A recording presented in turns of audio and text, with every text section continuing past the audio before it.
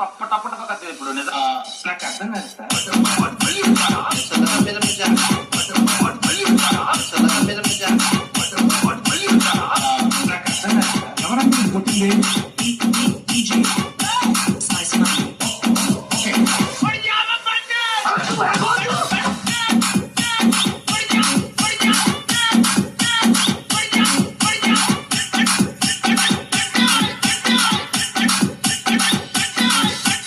ఎవరన్నా కొట్టింది